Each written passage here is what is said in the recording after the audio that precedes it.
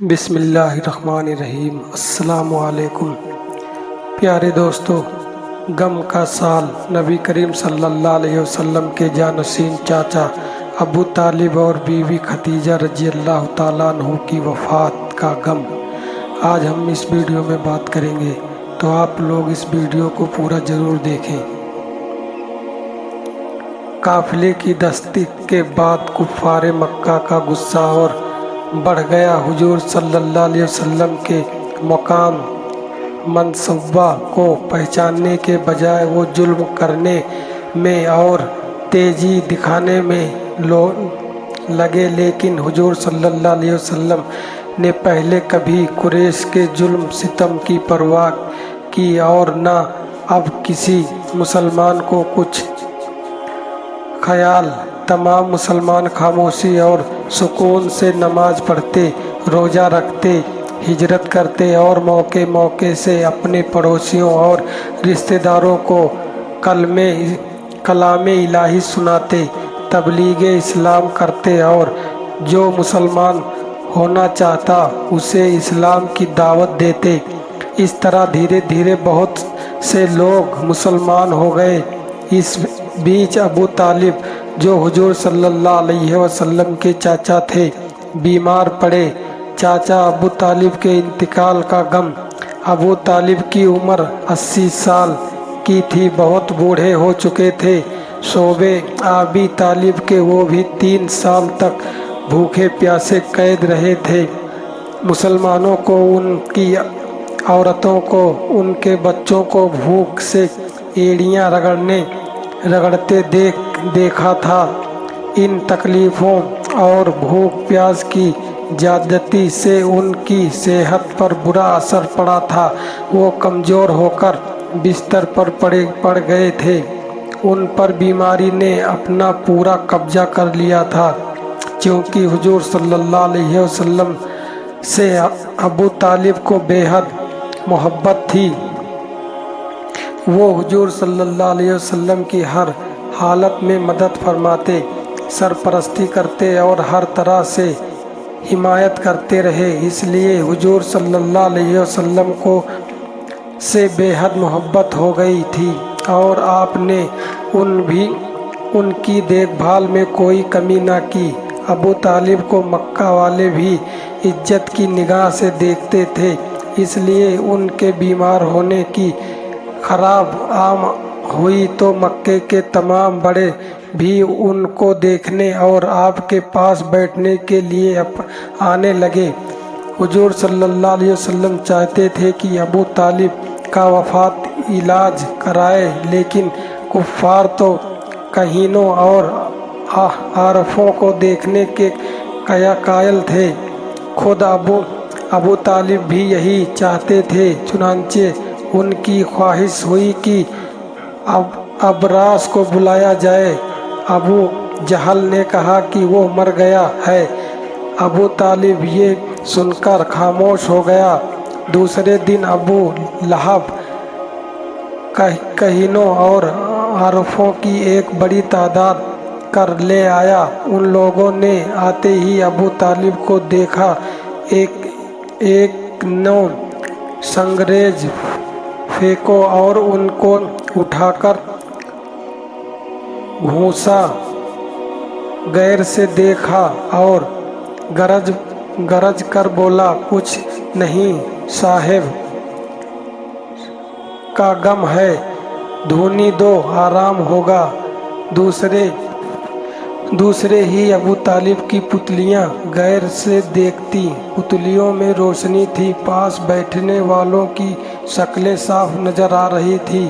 چنتا اٹھا، بڑے بڑے قہری جنوں نے کہا سایہ ہے، جب ان جنوں کو پکڑ کر مار جائے گا تب صحت ہوگی۔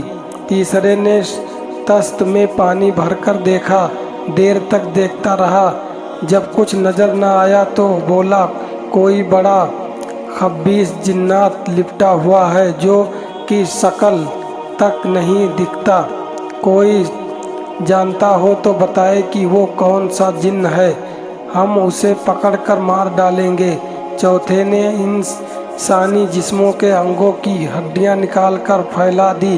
उनको गैर से देखा, एक खोपड़ी को चर्च दिखा दिया। जब वो गिरी तो उसे उठकर देखा, उसमें एक तस्वीर की झलक नजर आई। उछल कर बोला, हाँ हाँ, जिन ये है। इन्हीं करतबों में शाम हो गया। इलाज बार कुछ ना हुआ और मरीज की हालत और बुरी हो गई।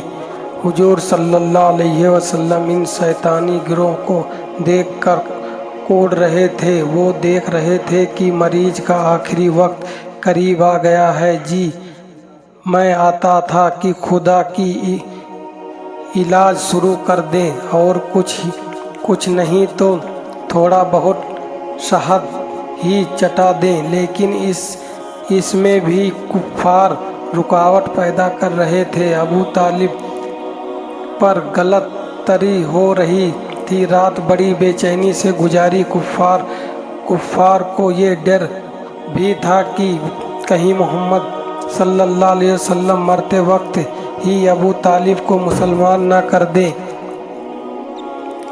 इसलिए वो हर वक्त अबू तालिब के पास ही रहना पसंद करते थे। किसी तरह रात गुजरी।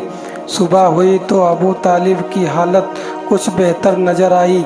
तमाम कुफ्फार उनके गिर्द बैठे थे। सब ने समझ लिया कि अब अबू तालिब बच न सकेंगे। इसलिए जब उनको होश आया तो अबू जहल ने कहा, अबू तालिब हालात बता रहे हैं कि अब आपकी ज़िंदगी का आखिरी लम्हा आ गया है।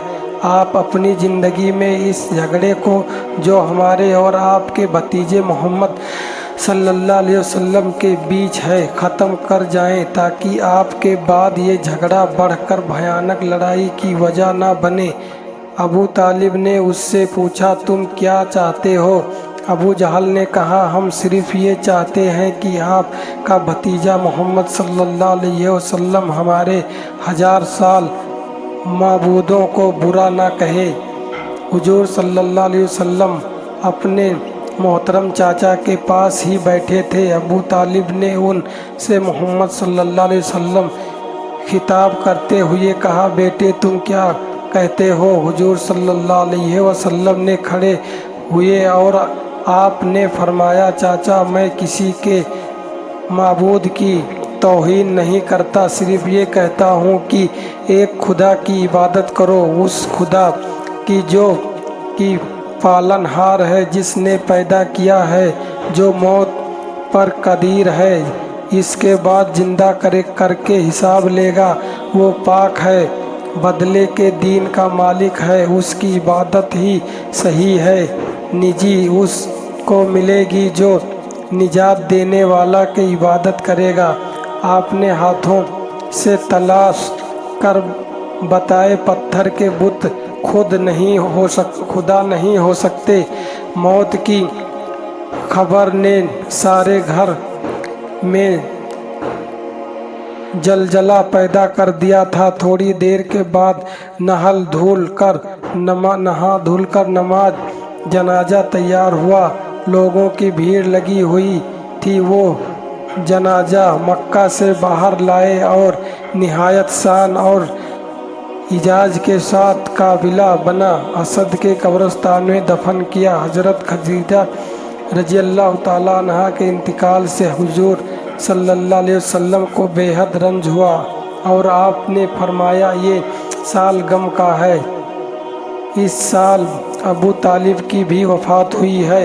ये दोनों हस्तियां हुजूर सल्लल्लाहु अलैहि वसल्लम के लिए ढाल की हस्तियां रखती हैं। अब इन दोनों से हुजूर सल्लल्लाहु अलैहि वसल्लम महरूम थे। आप हजरात से इल्तिजा है, इसे ज़्यादा से ज़्यादा शेयर और हमारी वीडियो अच्छी लगी हो तो लाइक और शेयर ज़रूर करें।